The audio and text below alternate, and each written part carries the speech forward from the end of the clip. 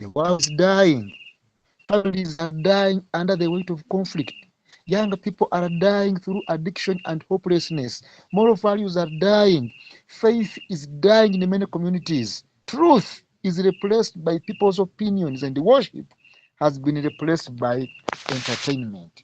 Dear children of God, in the middle of this dying world, Jesus calls for divine harvesters. He is calling for men and women who have been educated, those who have opportunities, those who have influence to enter his harvest field. One time when Jesus was here, he understood the condition of the dying world. And the Bible says, when he saw the multitude, he was moved with compassion. He saw beyond the appearance of the crowd and saw people were exhausted. People were confused. People had spiritual hunger. People were struggling with loneliness. Inside their hearts, they were searching for answers, for big questions, and they could not find. And in the verse, Jesus tells us something to do. Pray, therefore, for the Lord of the harvest. Why? Because the harvest belongs to God. The harvest belongs to God because every human being was created by Him, is loved by Him, and it is redeemed by Him through His sacrifice.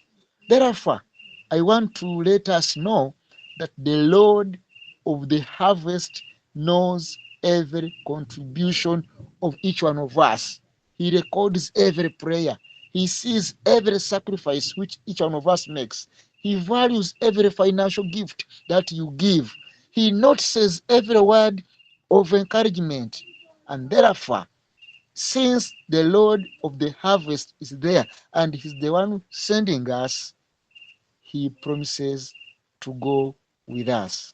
We have all reasons to work together in this ministry, not to compete with one another. Why?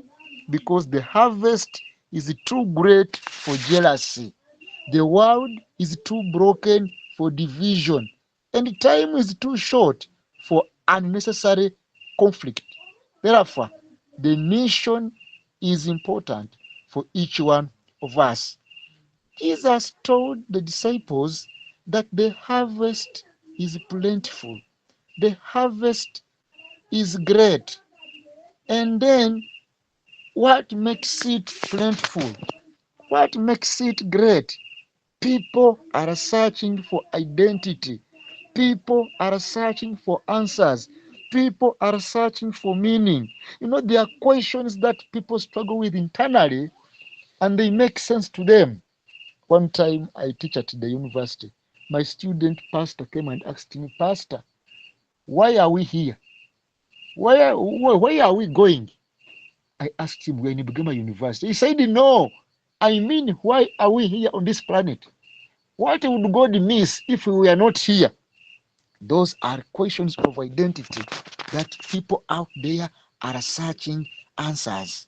And now God calls us as divine harvesters to be His mouthpiece, to attend to those concerns, to address people's questions.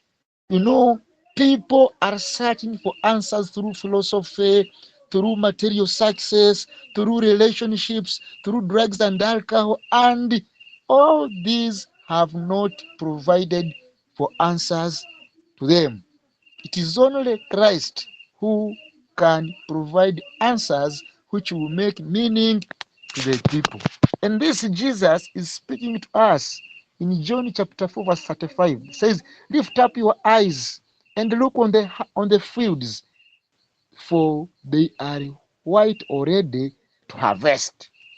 The problem is not that there is no harvest. The problem is that the believers, the harvesters, have not lifted their eyes. Instead of lifting up their eyes, they are looking at church problems. Instead of lifting up their eyes to look at the harvest, they are looking at their busy schedules. Instead of lifting up their eyes to look at the harvest, they are looking at their professional ambitions. They look at the cost of evangelism instead of looking at the cost of the value of the soul. Jesus says, lift up your eyes, for the harvest is already white. Lift up your eyes. Lift up your eyes. I want to appeal to us this evening that we need to lift up our eyes and see the harvest. There is the harvest everywhere. Among university students, there is the harvest. Among the lecturers and professors, there is the harvest. Among business leaders, there is the harvest. Among the politicians, there is the harvest. Among people living in cities and villages, everywhere is the harvest. But now, in the presence of this harvest, Jesus brings another challenge that the laborers are few. Jesus does not say church members were few. I want you to understand the difference between laborers and church members. A church member may attend worship, but the laborer enters a field. A church member will only enjoy the sermons and things end there, but the laborer will endeavor to share that message with a neighbor, with a colleague, with a friend. A church member may criticize some plans here and there, but the laborer will always offer solutions to the problems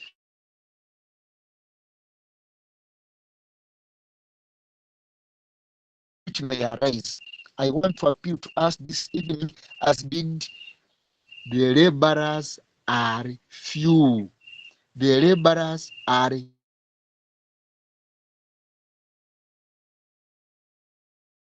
few. And then he says, if since the thing must be done, the shortage of the laborers, it means the shortage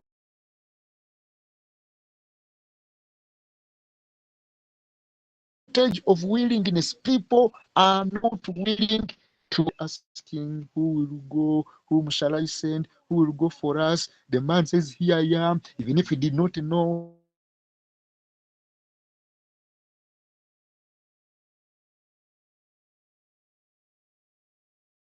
where he was being sent, and things started from there. May God help us to have willing hearts of being in mission field. Why? A person cannot effectively lead others to a Christ he does not know. Before we become harvesters, we must become disciples first. Before we call others to prayer, we too must be prayerful first. Before we teach others to trust God, we too must trust Him. Before we invite others to surrender, we too must surrender ourselves. Jesus said, pray therefore to the Lord of the harvest.